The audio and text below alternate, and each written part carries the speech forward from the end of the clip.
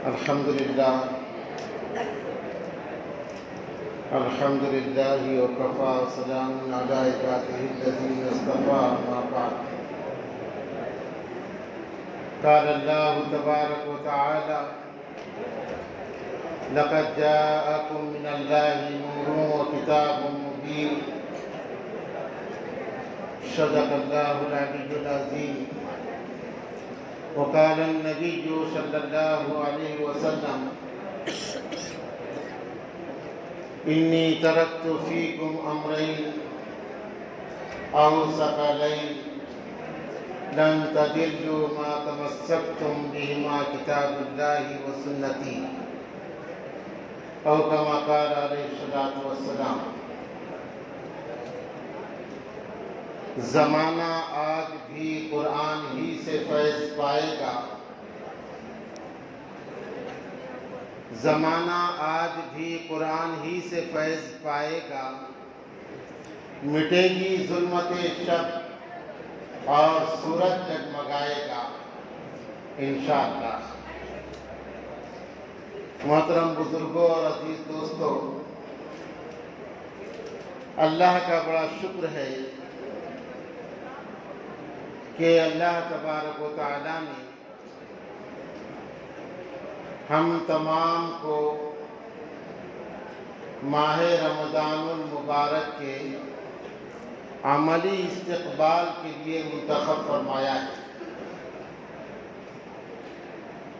رمضان المبارک کا استقبال کرنا یہ رسول اللہ صلی اللہ علیہ وسلم کی سنت ہے،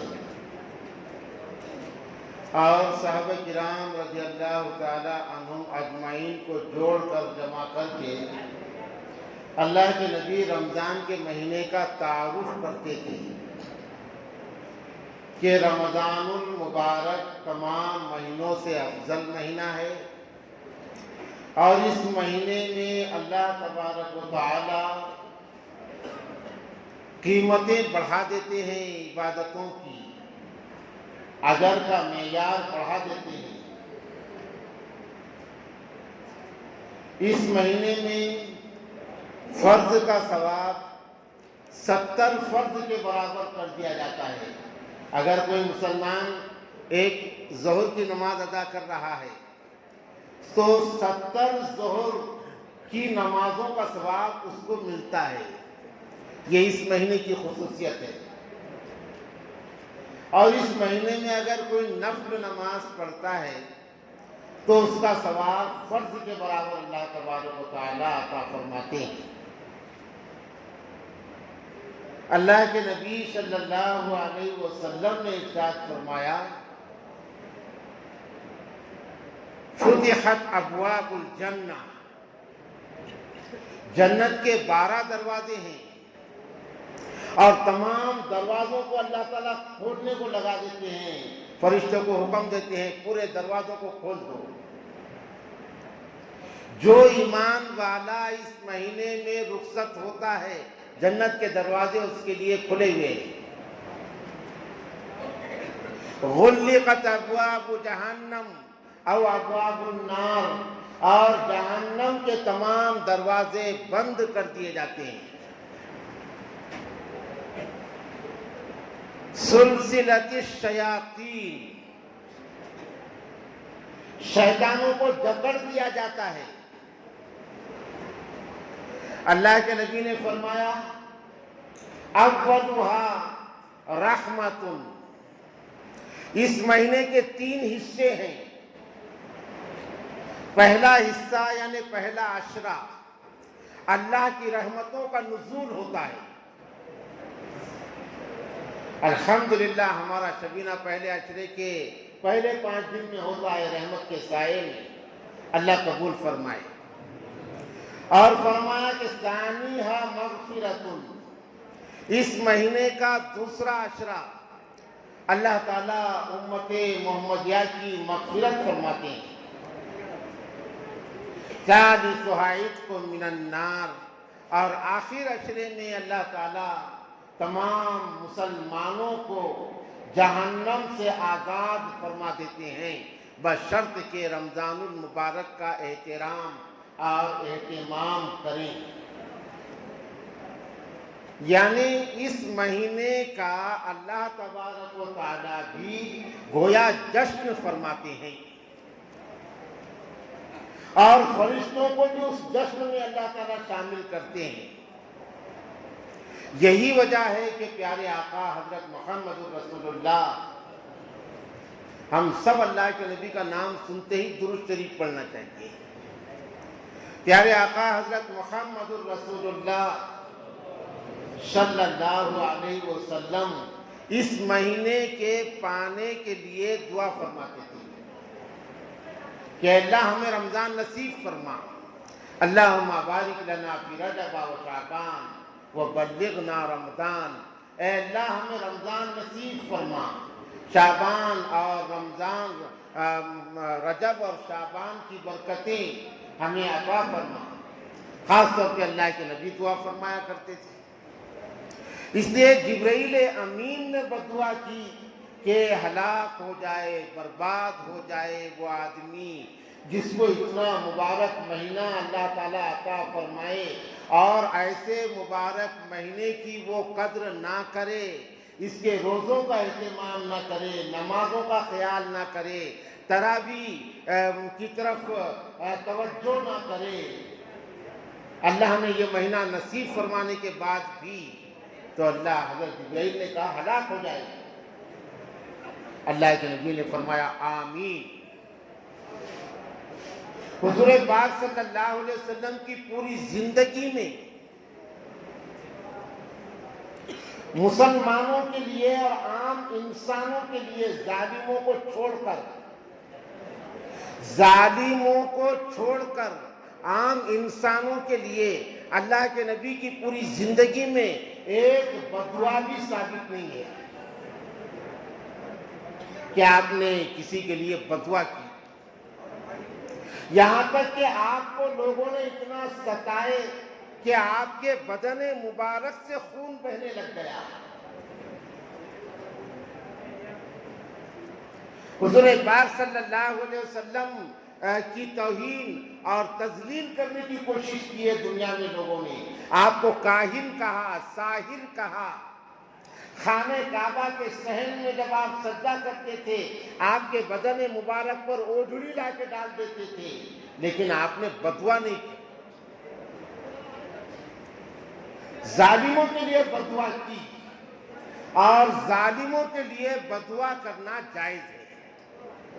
ظالم یہ کافر مشرک کو نہیں کہتے، ظالم کہتے ہیں وہ انسان جس سے انسانیت کا سکون اڑ جائے، اس کو ظالم کہتے ہیں۔ وہ انسان جس سے عام انسانیت کا سکون خطرے میں پڑ جائے، عام لوگ جس سے پریشان ہو جائیں، اس کو کہتے ہیں ظالم۔ اور ان اللہ لا یحب الظالمین، ظالم کتنا ہی اترائے، کتنا ہی گھمنڈ میں آئے، ظالم کی ترقی بجلی کی روشنی سے زیادہ عمر نہیں رکھتی۔ جیسا بجلی چمکتی اور ختم ہو جاتی چمک، بس ظالم کے ترقی کی اتنی ہی عمر ہوتی ہے۔ ان اللہ لا یحب الظالمین، اللہ ظلم کو اور ظالم کو، ان اللہ لا یحب الفساد فی الارض، اللہ ظلم کو اور ظالم کو پسند نہیں کرتے۔ تو اللہ کے نبی صلی اللہ علیہ وسلم سے کسی کے لیے بدعا ثابت نہیں ہے ظلم اور ظالم کے سوا۔ اور اس حدیث میں اللہ تبارک و تعالیٰ کی آمین ثابت ہے ان لوگوں کے لیے جو رمضان کی قدر نہ کرے اور عام مہینوں کی طرح رمضان کو بھی گزارے، نہ نمازوں کا اہتمام، نہ تراویح کا خیال، نہ روزوں کا اہتمام۔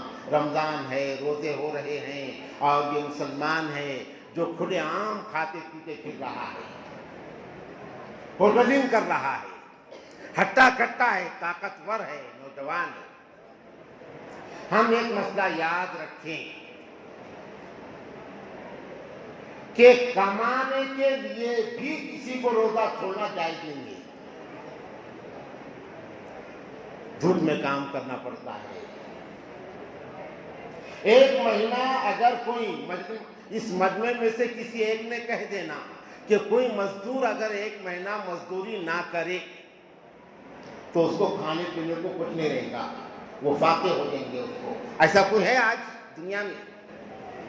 ایک بھی انسان نہیں ہے. تو ولو بالفرض اگر کوئی مزدور بھی ہے, دھوپ میں کام کرنا پڑتا ہے, ایک مہینے کے لیے اگر وہ برداشت نہیں کر سکتا تو کام چھوڑ دے, لیکن روزے نہ چھوڑے. جبکہ آج ہمارا مشاہدہ ہے کہ مزدور پیشہ لوگ وہ روزے رکھ رہے ہیں اور آرام سے رہنے والے لوگ روزے چھوڑ رہے ہیں جن کو کوئی کام نہیں ہے. تو یہ ہمارے لیے بزرگوں اور دوستوں بڑے یعنی وبال کی, بڑے اطاعت کی, اللہ کے قہر کی, اللہ کے غصے کی علامت ہے. آج ہم اللہ کی بارگاہ میں ہمارے تمام بھائیوں کے لیے دعا کریں گے کہ اللہ تبارک و تعالی ہمارے ان تمام بھائیوں کو ہدایت نصیب فرمائے کہ ہم سب رمضان المبارک کی قدر کرنے والے بن جائیں. اللہ نے موقع دیا ہے, یہ نبی پاک صلی اللہ علیہ وسلم کی برکت ہے, اللہ کے نبی کی برکت ہے. ہم کو جو کچھ ملا ہے اور آج دنیا میں ہم جو عزت کے ساتھ جی رہے ہیں, اللہ کی قسم یہ سب برکت ہے محمد الرسول اللہ صلی اللہ علیہ وسلم کی. تو آپ کی برکتوں سے اللہ نے ہم کو یہ مہینہ دیا ہے اور موقع دیا ہے کہ مسلمانوں بدل جاؤ. اس لیے کہ مسلمان کو, یہ ہمارا ایمان ہے قرآن حدیث کی روشنی میں, کہ مسلمان کو دنیا کی کوئی طاقت ذلیل, خوار اور رسوا نہیں کر سکتی, کوئی بھی طاقت. یہ اگر رسوا ہوتا ہے تو خود سے ہی ہوتا ہے. ہم جو ہے موجودہ حالات ہیں سنگین ہیں, اس میں کوئی شک نہیں. حالات کا تجزیہ سیاسی سطح پر ہم نہ کریں, وہ چھوڑو, وہ چیزوں کو, ان چیزوں کو چھوڑ دو. اس لیے کہ ان چیزوں کی حیثیت طہارت کے لوٹے کی طرح ہے. طہارت کے لوٹے کا استعمال ضرورت کو جانے کے حد تک کیا جاتا ہے, اتنا ہی استعمال ہے ان چیزوں کا. اس لیے ہم حالات کا تجزیہ سیاسی سطح پر نہ کریں, ہم حالات کا تجزیہ دینی, شرعی, قرآنی نقطہ نظر سے کریں. کہ آقا مدنی سرکار دو عالم حضرت محمد رسول اللہ صلی اللہ علیہ وسلم نے ایک مرتبہ صحابہ کرام کے درمیان ارشاد فرمایا, اللہ کے نبی کی بات, اس میں تو کوئی شک ہی نہیں ہو سکتا, یہ ہمارا ایمان ہے. آپ نے ارشاد فرمایا کہ ایک وقت آئے گا کہ ساری دنیا کی قومیں مسلمانوں کو دسترخوان پر رکھا ہوا کھانا سمجھے گی. اللہ کے نبی کی پیشگوئی ہے, جیسے دسترخوان سجا دیا جائے, اس پر قسم قسم کے کھانے رکھے جائیں اور دسترخوان کو آزاد چھوڑا جائے, تو چاروں طرف سے اس کے اوپر جانور اور پرند اور چرند پڑ جائیں گے. دسترخوان کو دیکھ کر پرندے اپنی غذا کھائیں گے, الگ الگ پرندے, جانور اپنی غذا کھائیں گے, سب اس کے اوپر پڑ جائیں گے. بلکہ ہر جنس اپنے جنس کو دعوت دے گی اس کے اوپر آنے کے لیے, کھانے کے لیے. اللہ کے نبی نے فرمایا ایک زمانہ آئے گا کہ ایسا حال ہو جائے گا مسلمانوں کا کہ ساری دنیا کی قومیں اور باقی طاقتیں صرف مسلمان کو نشانہ بنائے گی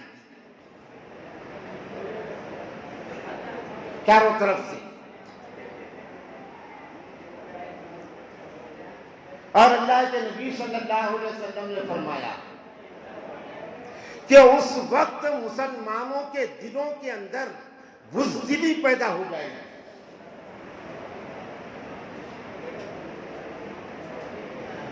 ایک دم یہ کمزور ہو جائے گا۔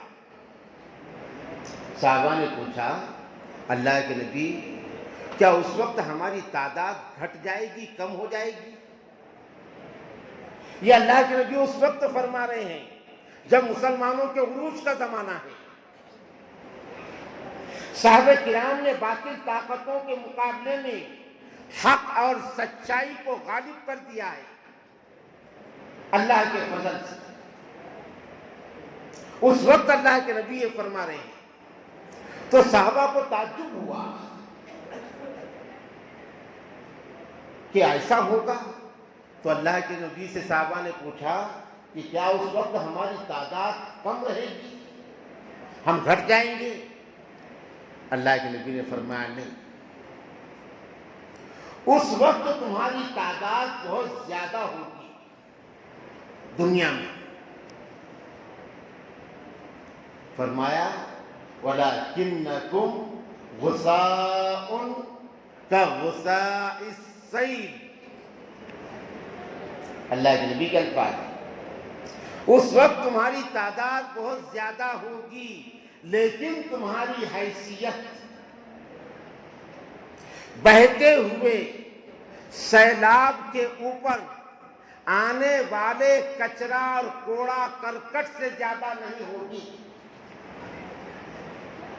جیسا پانی بہ رہا ہے اس کے اوپر جھاگ آتی ہے، کوڑا کرکٹ گھاس پھوس آتا ہے، تو پانی جدھر بہتا ہے گھاس پھوس کوڑا کرکٹ کچرا اس کے ساتھ جاتا ہے، پانی کہیں گر جاتا ہے تو کچرا وہاں گر جاتا ہے، پانی نالی میں جا رہا ہے تو کچرا نالی میں جا رہا ہے۔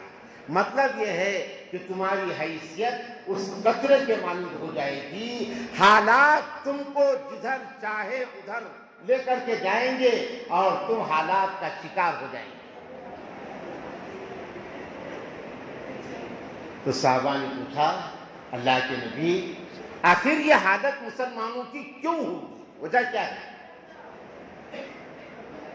تو اللہ کے رسول صلی اللہ علیہ وسلم نے یہ نہیں فرمایا کہ تمہاری حکومت ختم ہو جائے گی، اللہ کے نبی نے یہ نہیں فرمایا تمہارے پاس مالدار لوگ کم ہو جائیں گے، اللہ کے نبی نے یہ نہیں فرمایا طاقتور اور پہلوان تمہارے معاشرے سے ختم ہو جائیں گے۔ حضور پاک صلی اللہ علیہ وسلم نے ارشاد فرمایا حب الدنیا و کراہیت الموت، اس وقت مسلمانوں کے اندر دو چیزیں آ جائیں گی، ایک دنیا کی محبت، دنیا کی محبت اس قدر مسلمانوں میں رچ بس جائے گی کہ بس مسلمان دولت، پیسہ، شہرت اسی کو دیکھ رہا ہوگا، اس کو حلال حرام کی کوئی تمیز نہیں ہوگی، اس کو شرک اور کفر کا کوئی خیال نہیں ہوگا، اس کو بدعت اور خرافات کا کوئی احساس نہیں ہوگا، بس وہ اتنا چاہے گا کہ میں مالدار بن جاؤں، چاہے مجھے پوجا کرنا پڑے، چاہے مجھے تصویر کی پرستش کرنی پڑے، چاہے مجھے کسی مورتی کی خوشی منانی پڑے، چاہے مجھے کسی زندہ مورت کی پوجا کرنی پڑے، بس میں مالدار بن جاؤں۔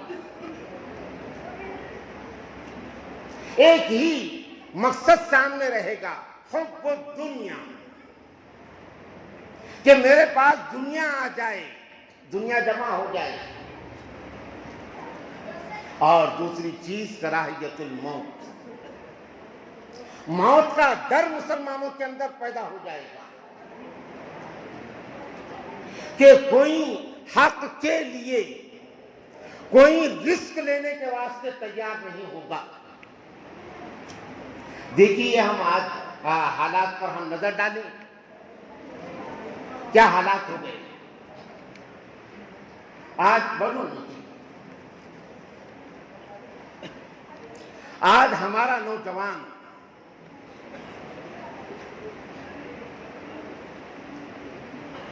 جس کے پاس میں کئی کردار ہیں، حسن کا کردار ہے، حسین کا کردار ہے، حنظلہ کا کردار ہے، عبداللہ بن زبیر کا کردار ہے، جس کے پاس میں ہزاروں کردار ہیں، وہ ہجڑوں کا کردار لے رہا ہے۔ ہم سوچیں ہم کہاں جا رہے ہیں؟ عبداللہ ابن عمر کا کردار، عبداللہ ابن عباس کا کردار، عبداللہ ابن زبیر کا کردار، حنظلہ کا کردار، ہمارے پاس کتنے کردار ہیں۔ ہمارے پاس قاسم کا کردار ہے، ہمارے پاس میں ابو العاص کا کردار ہے، کتنے کردار ہمارے پاس ہے، اور ہمارا نوجوان ہجڑوں کا کردار اختیار کر رہا ہے۔ بعض رکھ رہا تو ہجڑوں کے جیسے اس کو فخر سمجھ رہا ہے۔ معمولی چیز نہیں ہے۔ من تشبہ بقوم فہو منہم، اللہ کے نبی کی حدیث۔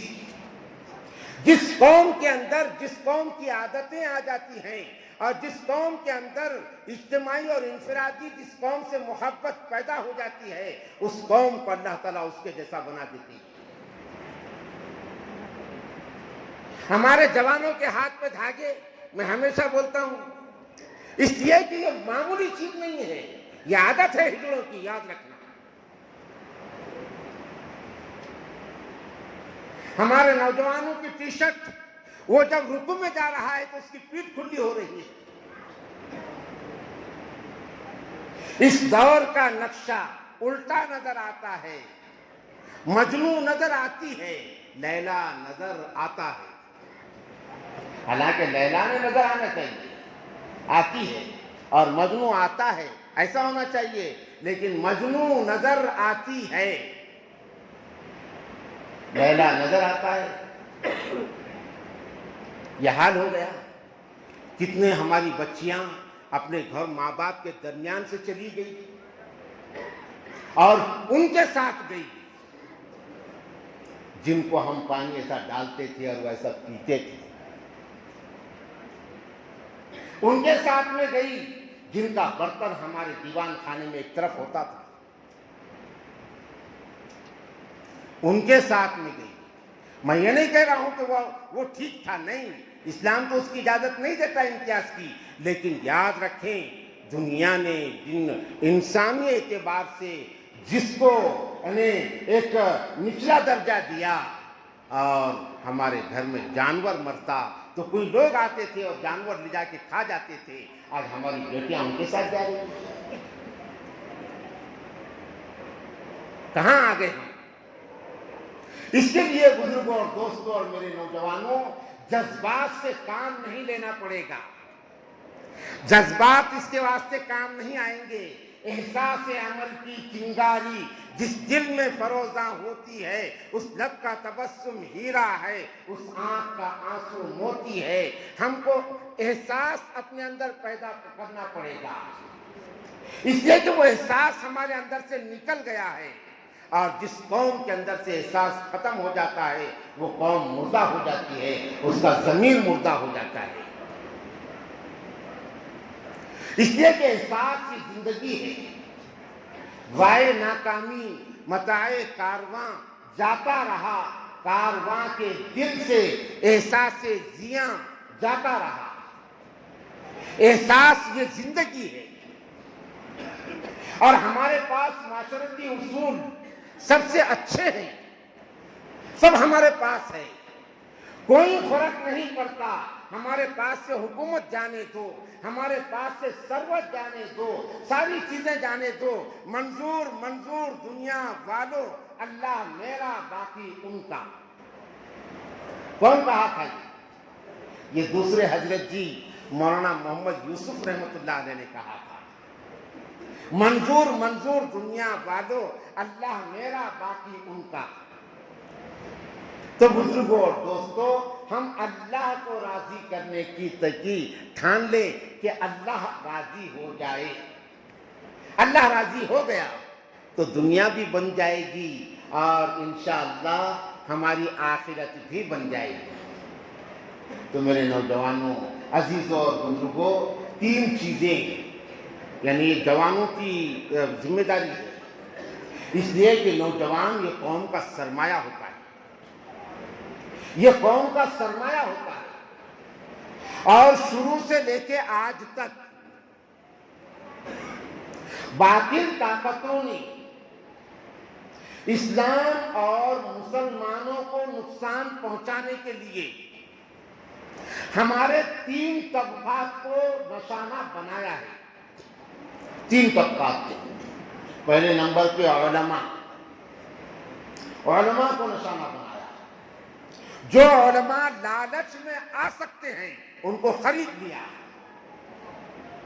اور جو علماء لالچ میں نہیں آ سکتے تو ان کو شکار بنایا، یا تو ان کو تختے دار پہ لٹکا دیا، ان کو سولی دے دی گئی، یا ان کو جیل کی سلاخوں کے پیچھے ڈال دیا گیا، یا ان کی زندگی میں کچھ ایسے حالات پیدا کیے گئے کہ وہ الجھنوں کا شکار ہو جائیں۔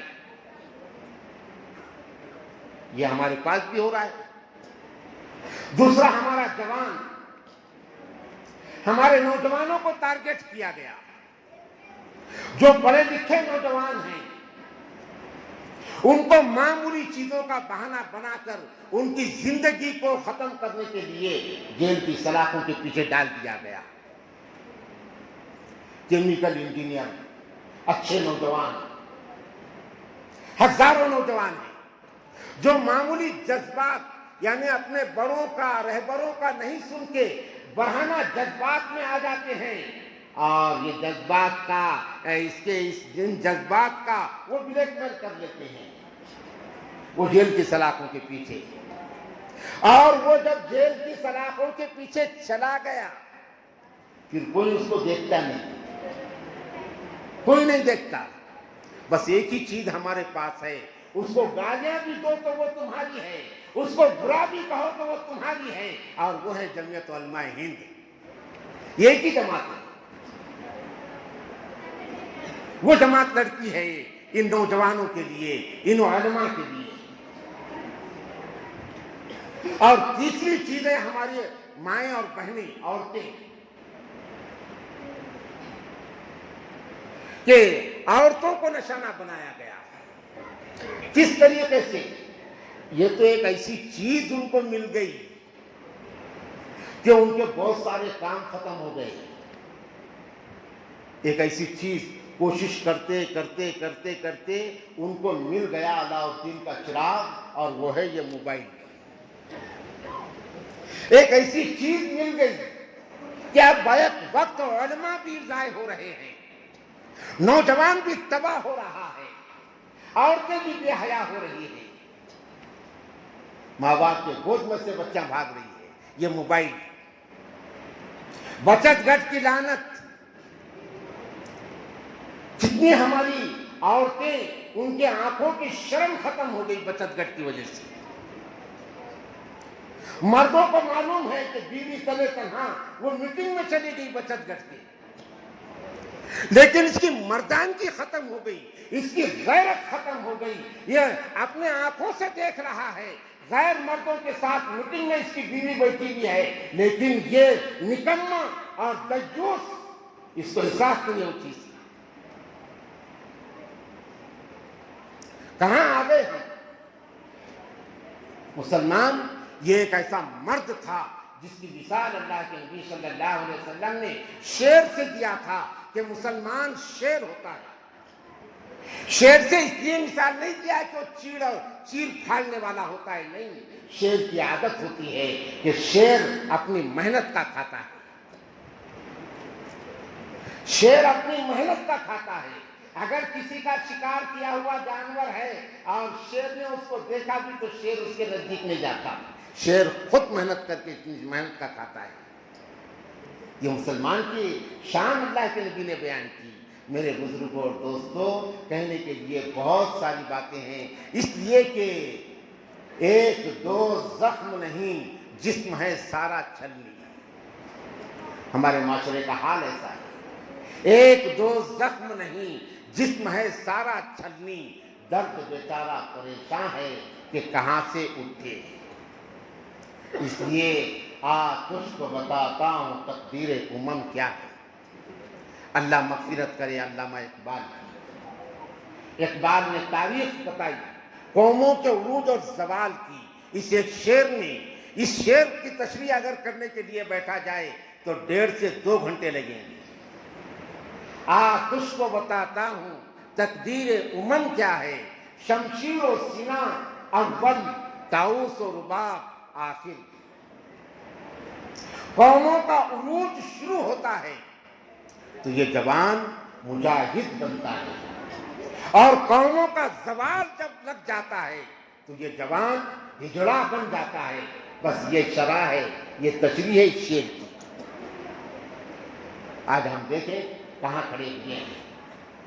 تو ماہ رمضان کا مبارک مہینہ اللہ نے دیا ہے۔ میرے جوانوں اور میرے دوستوں اور میرے بزرگوں، اللہ کے گھر میں ہم یہ فیصلہ کریں کہ ہمیں قرآن اور حدیث کی روشنی میں اپنے آپ کو بدلنا ہے۔ بدلیں گے انشاءاللہ۔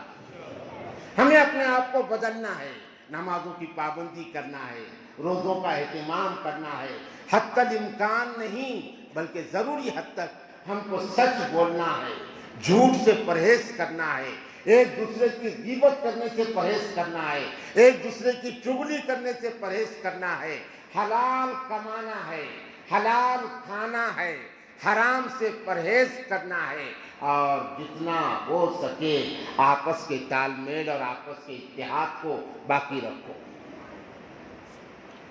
مادی اور دنیاوی مصلحتوں کے لیے آپ کدھر بھی جاؤ، اتحاد کے لیے ضروری نہیں ہے کہ سارے کے سارے مسلمان یہ ایک ہی جگہ اور ایک ہی آدمی کو چننے کے لیے وہ جمع ہو جائیں، نہیں، دینی اور شرعی بنیادوں پر ایک ہو جاؤ، اور مصلحتوں کی بنیادوں پر الگ الگ راستے اختیار کرو، لیکن وہ الگ الگ تمہارے راستے تم کو بانٹنے کا ذریعہ نہ بنے۔ اس کو اچھی طرح ہم یاد رکھیں، دینی اور شرعی اعتبار سے ہم ایک ہو جائیں انشاءاللہ۔ تو الحمدللہ ہمارا قرآن کریم ختم ہوا۔ یہ 20 سالہ ہمارا ایک سلسلہ ہے، 2005 سے شروع ہوا تھا اور یہ 2025 میں ہم چل رہے ہیں، اور 2005 کے پہلے مختلف مقامات پر شبینہ ہوا کرتے تھے، اور یہ شبینے کا ذوق اور شوق ہمارے شہر میں مرحوم ڈاکٹر لیاقت اللہ قادری نے ڈالے تھے۔ ان کو قرآن کریم سے بڑا شغف اور بڑا لگاؤ تھا۔ اللہ تعالیٰ اس انسان کی مغفرت فرمائے، اور اللہ تعالیٰ ان کی قبر کو نور سے منور فرمائے، ان کی سیئات کو حسنات سے مبدل فرمائے۔ انہوں نے ایک ایسی ٹیم ہمارے پاس تیار کی تھی جن کا تراویح علم ترا سے اہتمام کرنا بھی مشکل تھا۔ ایسی ٹیم انہوں نے تیار کی، 2 دن اور 3 دن میں قرآن سننے والے ہمارے مرحوم کفیل بھائی، اور ہمارے چچا جمیل چچا، معبود بھائی اسٹینڈرڈ واچ سینٹر والے، بخش بھائی باغبان، ایک پٹھان تھے موٹے جیسے، اسٹڈی سینٹر تھا ان کا، وہاں پر ہمارے یہ قاضی اخلاق صاحب، اور اسی طرح ایک بہت سارے لوگ تھے، اس میں بہت لوگ تھے، 10 12 15 لوگ سے شروع ہوا تھا۔ تو یہ لوگ 3 دن میں شبینہ پڑھتے تھے۔ بعد میں ڈاکٹر صاحب نے بولے کہ مولانا اس کو ایک مسجد میں شروع کرو تو زیادہ لوگ فیضیاب ہوں گے، تب یہاں پر اس وقت ہم نے شروع کر دیے تھے۔ تو الحمدللہ اس وقت سے آج تک یہ چل رہا ہے، اور یہی قاری صاحب نے پہلے دن حضرت قاری صاحب گنتور آئے، حضرت قاری حفیظ الرحمان صاحب شمسی، انہوں نے بھیجے تھے ان کو، ہم نے تقاضا رکھے تھے۔ پہلے دن جب 2005 میں آئے، پورے شہر کا طواف کرے، گھومتے رہے، اور بعد میں پھر انمے لے لیے کہ ہمارا دل نہیں لگ رہا، ہم جانا چاہتے ہیں عصر کے بعد، اور اعلانات کرا دیے ہم نے شبینہ کی، اور یہ بولے ہمارا دل نہیں لگ رہا، ہم جانا چاہتے ہیں۔ میں سمجھا رہا ہوں ان کو کہ ہم نے اعلانات کرائے، سب لوگوں کو معلوم ہو گیا، اب لوگ آئیں گے تو ہم کیا بولیں گے؟ نہیں بولے ہمارا دل نہیں لگ رہا ہے، تو ماننے کو تیار نہیں۔ تو ہم اس وقت تھوڑا سا جیسا ایک حکمتاً ہم غصہ ہو گئے، گرم ہو گئے ان پر، حکمتن اتنا گرم ہو گئے کہ قاری صاحب خاموش ہو گئے اور پھر کچھ نہیں بولے، رک گئے. اور جب عشاء کی جماعت ہوئی، تراویح شروع ہوئی، تو انہوں نے غصہ ایسا نکالے کہ نیت باندھنے کے بعد پہلی رکعت میں 4.5 پہلی رکعت میں 4.5 پارے پڑھیں گے. تو وہ 4.5 پارے پڑھنے کے درمیان 5-6 لوگ تو گر گئے، چکر آئے، ایسا دن دن آواز آ رہی تھی، گر گئے لوگ، وہ ان کو رحم نہیں آ رہا تھا. تو اس طرح بہرحال اللہ قبول کرے. وہ بھی انہیں بڑے ہمت والے لوگ تھے. ہمارے یاسین سیٹھ تھے، حبیب سیٹھ تھے اس وقت، اور ان کے بھتیجے وہ تو اب تک بھی ہمارے ساتھ میں ہیں، لیکن وہ بھی تھے یاسین سیٹھ، حبیب سیٹھ. وہ بہت غصہ ہو گئے تھے 2 رکعت ہونے کے بعد. یہ تبھی نہ آئے گا بولے کیا پوری قرآن ختم کرنا ہے کیا. تو بہرحال جب سے شروعات ہوئی، ہمارے وہ تمام ساتھی، ان کے گھر کے لوگ، نوجوان بچے ہیں، بہت سارے ساتھی ایسے ہیں وہ نہیں آئے، مگر ان کے بچے، ان کے گھر کے لوگ وہ بھی آج ہمارے ساتھ میں الحمدللہ ہے. بہت سارے، کچھ گھرانے تو ایسے ہیں کہ وہ برابر شبینہ سے جڑے ہوئے ہیں شروع سے لے کے آج تک بھی الحمدللہ. بہرحال وہ تمام احباب جو ہمارے ساتھ شروع سے رہے اور آج وہ ہمارے درمیان یا بقید حیات نہیں ہیں، اللہ تعالیٰ ان کی مغفرت فرمائے، ان کے قبور کو نور سے منور فرمائے. ہم تمام کی طرف سے اللہ تعالیٰ ان کو ثواب جزیل، ثواب عظیم عطا فرمائے. اور جو ہمارے ساتھی تھک گئے اور اب بمجبوری وہ شرکت نہیں کر سک رہے ہیں، اللہ تعالیٰ ان کی عمر میں برکت نصیب فرمائے، ان کو حوصلہ، توانائی اور طاقت عطا فرمائے. تو بہرحال یہ شبینہ کی تیاری گلشن کالونی کے نوجوانان یہ 15 دن پہلے سے کرتے ہیں. مسجد کی صاف صفائی ہے، دیگر انتظامات ہے. اب یہ ایک دن اعلان کر دیے مسجد میں 2-3 ہزار جمع ہوئے، مگر اسی دن شام تک یہ نوجوان بچوں نے 20,000 اپنے آپس میں محلے میں جمع کر کے نئی مشین اسپیشل شبینہ کے لیے لائے مائک.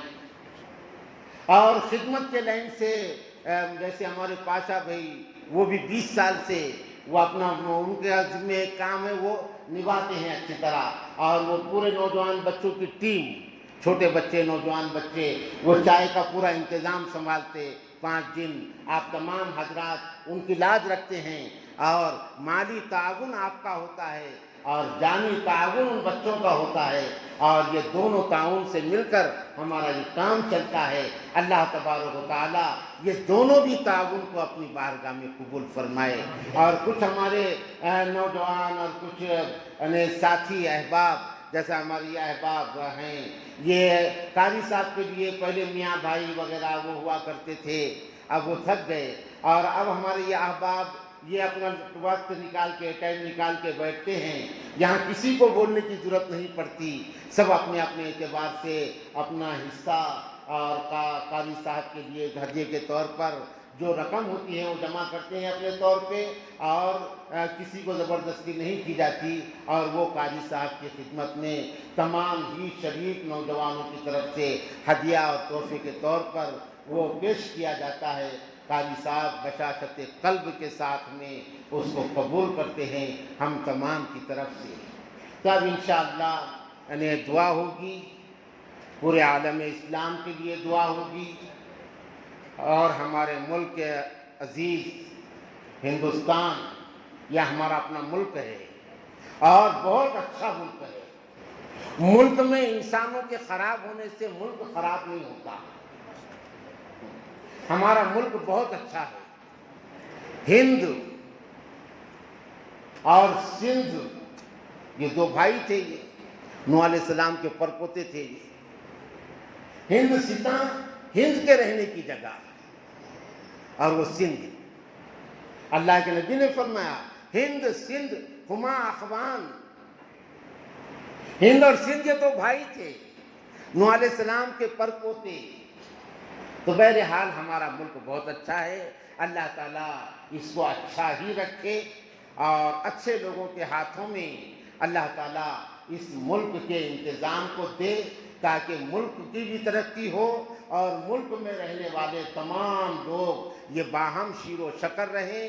ہمارا ملک ایک گلدستے کی حیثیت رکھتا ہے، مختلف تہذیبوں کا اور مختلف مذاہب کا یہ ملک گہوارہ ہے، اور اس بری صورتحال میں بھی الحمدللہ ہمارا ملک مکہ اور مدینہ یہ دو جگہوں کو چھوڑ دیا جائے تو باقی دنیا کے ممالک سے اچھا ہے، دیگر ملکوں سے اچھا ہے، اس لیے کہ اچھے لوگ آج بھی بہت ہیں اس ملک میں، بہت ہیں۔ انسانیت کے دشمن مشکل سے 10% ملیں گے، 10%، باقی 90% اچھے لوگ ہیں اس ملک کے اندر آج بھی۔ اس سے پہلے ایک گھٹیا انسان نے اللہ کے نبی کی شان میں گستاخی کر دیا تھا، تو واٹس ایپ دیکھنے والے، فیس بک دیکھنے والے وہ جانتے ہیں، نوجوان بچے، ایک گھٹیا انسان نے اللہ کے نبی کی شان میں گستاخی کیا تھا، تو مسلمانوں سے زیادہ اس کو برا بھلا بولنے والے اور اس کی اس حرکت کو یعنی تان کرنے والے ہمارے غیر مسلم ہندو بھائی یہ زیادہ تھے۔ انہوں نے اس حرکت کو برا کہا اور اس کی سراہنا نہیں کی۔ ایسے بے شمار قصے ہیں، اس لیے ہمارے اس ملک میں ہم جو بھی ایسے حالات ہمارے سامنے آئیں اس پر ہم کو جذباتی ہونا نہیں ہے، بلکہ سنجیدگی سے ہم کو جو ہے کام کرنا ہے، اور رفاہی کام ہم جو بھی کریں گے، جیسے دواخانے میں پھل فروٹ بانٹنا ہے، بیمار کا تعاون کرنا ہے، تو سیاسی نقطہ نظر سے نہیں کرنا ہے۔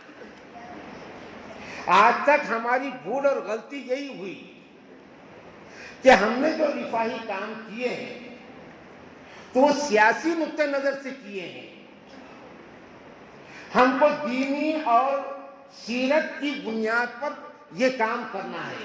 ہم نے ہمارے برادران وطن کے لاک ڈاؤن میں کرونا وائرس کا جو پیریڈ آیا تھا، کرونا وائرس وہ ایک فراڈ تھا، وہ صحیح نہیں تھا، لیکن اس وقت میں ہم نے ہمارے برادران وطن کے ان کے مردوں کو ہم نے جلایا، ہمارے نوجوان بچوں نے، اس لیے کہ اس وقت کوئی نزدیک نہیں آ رہا تھا، بیٹا باپ سے کترا رہا تھا۔ قیامت کا جو منظر قرآن نے پیش کیا کہ بیٹا باپ سے بھاگے گا، باپ بیٹے سے بھاگے گا، ماں اپنی اولاد سے دور ہوگی اور اولاد ماں کو دیکھ کر بھاگے گی، جو منظر ہے قیامت کا، وہ منظر لاک ڈاؤن میں ہو گیا تھا۔ لیکن مسلمانوں کے ایمان کی طاقت ہے کہ مسلمانوں کے اندر وہ چیز نہیں آئی تھی، وہ نہیں آئی تھی، بلکہ یہ مضبوط تھا۔ تو ہمارے لوگوں نے برادران وطن کی نعشوں کو جلایا ہے، جس کو انتم سنسکار کیا ہوتے ہیں وہ ہمارے لوگوں نے پورا کیا، ان کے رشتہ دار نزدیک نہیں آ رہے تھے۔ اچھا کیے، انسانی بنیاد پر ایک دوسرے کا ساتھ دینا چاہیے، کام کرنا چاہیے، لیکن یہی کام اگر ہم دینی نقطہ نظر سے کرتے تو شاید اس کا اثر ہوتا تھا۔ ہم نے الگ نقطہ نظر سے اس کو کیا، کسی کی خوشنودی کے لیے، کوئی خوش ہو جائے، کوئی خوش ہو جائے، نہیں، یہ دنیا احسان فراموش ہے۔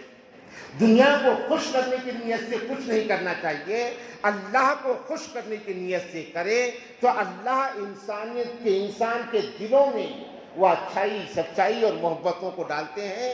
ان القلوب بین اصبعی الرحمن، اللہ کے ہاتھوں میں انسانوں کے دل ہیں، زیادہ دل نہیں ہوئے کہ اس کا رد عمل الگ ڈھنگ سے پھر ہمارے سامنے آیا اور ہم بددل ہو گئے۔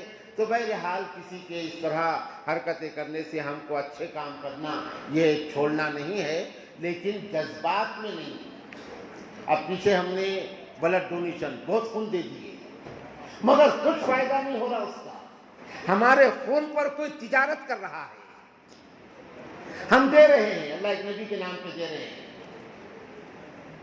ہم جوش میں آ کے جمع کر رہے ہیں، لیکن ہمارے خون پر کوئی تجارت کر رہا ہے، اور وہ دوا کھانے والے، ضرورت پڑی تو ہمارے نوجوان بچے کو اگر خون کی ضرورت پڑی تو اس کو کاٹ بھی دیے تو وہاں خون نہیں مل رہا۔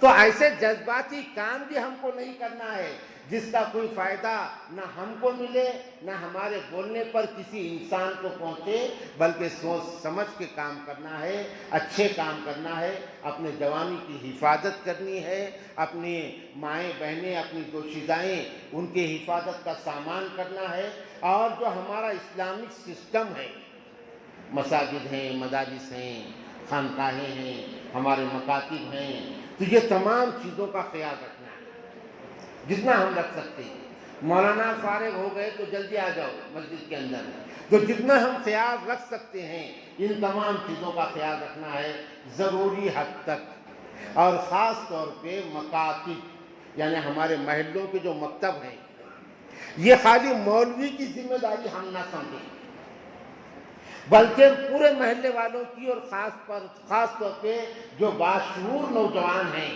وہ اپنی ذمہ داری سمجھیں کہ ہمارے محلے کا مکتب مضبوط ہو، اور ہمارے 100% بچے ہمارے مکتب میں جانے والے بن جائیں۔ ہم یاد رکھیں یہ جذباتی باتیں نہیں ہیں، آج جو ہم کو سہولت ہے اپنے بچوں کو دین قرآن سکھانے کی، شاید آنے والے زمانے میں یہ سہولت بھی چھین لی جائے، بعید نہیں ہے۔ اور آج ہم مطمئن نہیں ہو سکتے، اب ہم کو سرکاری تعلیم تو دینا ہی پڑے گی، بچوں کو اسکولوں میں بھیجنا ہی پڑے گا، اعلیٰ سے اعلیٰ تعلیم دو، لیکن اب جو یعنی نصاب جو بدل گیا، سرکاری نصاب تعلیم کا جو بدل گیا، یہ حکومت کی پالیسی ہوتی ہے ہر 30 سال میں نصاب بدل جاتا ہے، 30 سال اب تک بھی بدلا، اندر کچھ لوگ ہمارے بھی رہے، لیکن اس مرتبہ جو نصاب میں تبدیلی آئی تو نصاب کو بھگوا کرم کیا گیا اس مرتبہ، جبکہ سیکولر ملک ہے اور اس میں تمام مذاہب کا خیال رکھ کے نصاب کو بنایا جاتا تھا، اس مرتبہ ویسا نہیں ہوا۔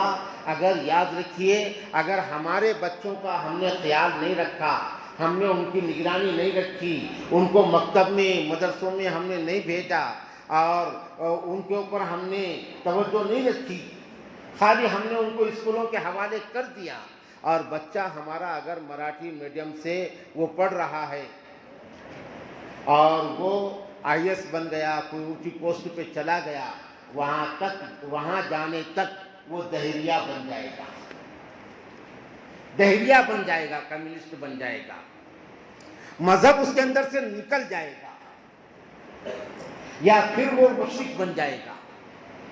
ایسا تعلیمی نصاب کو ایسا بنایا گیا، نیو ایجوکیشن پالیسی جس کو کہتے ہیں، اس کو ایسا بنایا گیا، اس لیے ہمارے لیے بہرحال چاروں طرف سے کچھ ایسی یعنی خطرات ہیں، اور ان ساری چیزوں کا ہم کو خیال رکھنا ہے۔ اب اردو اسکولوں سے پڑھانے کی ہم تلقین کرتے ہیں اپنے بچوں کو، مگر یہ بھی ایک یعنی تلخ بات ہے اور بڑی شرم کی بات ہے، لیکن بولنا پڑے گا کہ ہمارے اردو اسکولوں کا حال بہت برا ہے، بہت برا حال ہے اردو اسکولوں کا۔ مراٹھی اسکولوں میں جو پڑھایا جا رہا ہے ان کے اندر حمیت ہے اور کچھ احساس فرد ہے، سمجھیے، لیکن اردو اسکولوں میں نہیں ہے۔ اردو اسکولوں میں جو پڑھا رہے ہیں ٹیچر، وہ قوم کے بچوں کے ساتھ کھلواڑ کر رہے ہیں، اس لیے کہ ان کے بچے انگلش اسکول میں وہ پڑھا رہے ہیں، اور قوم کے بچوں کو ہمارے اردو اسکول میں آ کے تھم دینے کا اور وقت گزارنے کا۔ یہ دینی اعتبار سے بھی غلط اور اخلاقی اعتبار سے بھی غلط۔ دینی اعتبار سے وہ تنخواہ حرام، اور وہ تنخواہ کا وہی حکم ہے جو مٹکا اور جوے کے پیسے کا ہوتا ہے۔ جو ٹیچر اگر پڑھا نہیں رہا ہے اور اسکول میں خالی وقت گزاری کی تنخواہ لے رہا ہے، وہ تنخواہ کا وہی حکم ہے جو جوا اور مٹکے کے پیسے کا حکم ہے۔ ایک یہ چیز، دوسرا قوم کے ساتھ قوم کا مستقبل جو وہ تباہ کر رہا ہے، اس کا بھی جواب اس کو اللہ کے پاس دینا پڑے گا۔ بزرگوں اور دوستوں، یہ دینی مدرسے کہنے معیار گھٹنے کے باوجود غنیمت ہے۔ ہم یہ دعویٰ نہیں کرتے کہ ہم بہت اچھا کر رہے ہیں، نہیں، بہت برا حال ہو گیا ہمارے مدرسوں کا بھی، لیکن گنے چنے مدرسے بہرحال وہ آج کے دور میں کچھ اچھا کر رہے ہیں یہ اسکولوں کے مقابلے میں۔ تو ہمارا یہ ساری چیزیں بہرحال توجہ طلب ہے۔ اللہ سے دعا ہے اللہ تعالی ہم تمام کو عمل کی توفیق نصیب فرمائے۔